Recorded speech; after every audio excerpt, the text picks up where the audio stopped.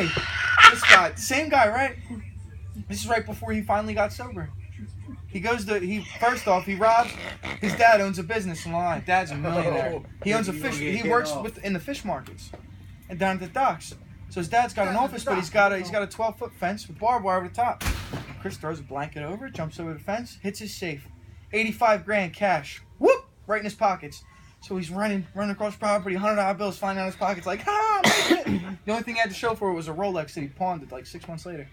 So he does that, ends up going to jail.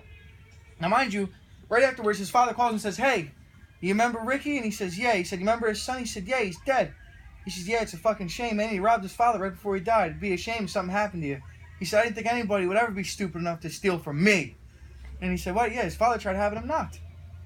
So he ends up getting caught for stealing something. Goes to prison for a year, gets out of prison. Soon after, it's his birthday. And he calls his friend, says, let's do something. He says, so my friends canceled on me. So what do? I'm going to go get high. Meets up with this old guy and this old lady, and he's in their living room smoking crack. And he's looking at the lady, and he's winking at her, hoping he gets a gummy out of it. And then he said, as he's sitting there winking at this lady, he stops for a second, realizes what he's looking at, looks at the crack pipe, and says, man, I am a sick motherfucker. Calls his buddy Tan, who's that lead BHT he met, Tanner. Right. Only guy who answers phone calls in jail. Says, Tan, I need some help, man. I'm sick as shit. I need to go to rehab. He says, yeah, I know. I'll have you on a plane tomorrow. Yeah,